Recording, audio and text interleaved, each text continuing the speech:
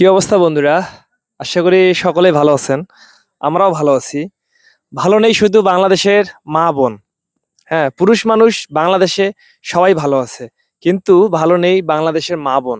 কারণ বাংলাদেশে মা বোনের উপরে যে একটা শুরু হয়ে গেছে, সেটাকে আমরা আসলে কেউ ট্যাকেল দিতে পারতেছি না। কেন পারতেছি না?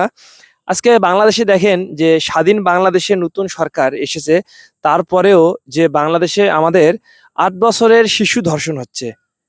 ৮ বছরের একটা মেয়ে ধর্ষণ হয়ে যাচ্ছে এ বাংলাদেশে। যেন এদের বিচার হয় না। এদের বিচার কেউ করতেছে না। কোনো আইন করতেছে না, কোনো আদালত করতেছে না।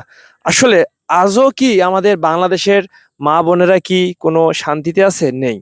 কেন নেই?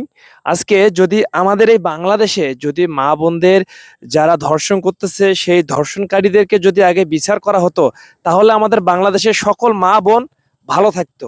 কারণ আমরা যেই মায়ের গর্ভ থেকে জন্ম নিয়েছি সেই মাকেই কিছু মানুষ ধর্ষণ করতেছে।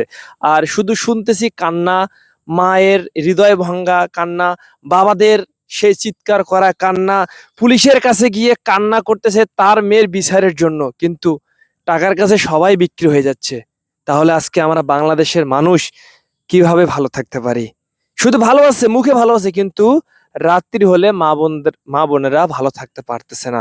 তো আমি সরকারের কাছে একটাই অনুরোধ করব যে আগে এই ধর্ষণকারীদের আপনারা বিচার করুন। কারণ যে মা জাতিকেই তারা ধর্ষণ করতেছে, এরাও কিন্তু আমাদের মতো কারো সন্তানের মা, কারো কারো ভাইয়ের বোন, কারো মায়ের সন্তান। কারণ এগুলা দেখলে আমরা কিন্তু আর পারতেছি না। ১৯৭১ সালে যে যুদ্ধটা হয়েছিল, তো এটা কি আবারও শুরু হয়ে গেছে?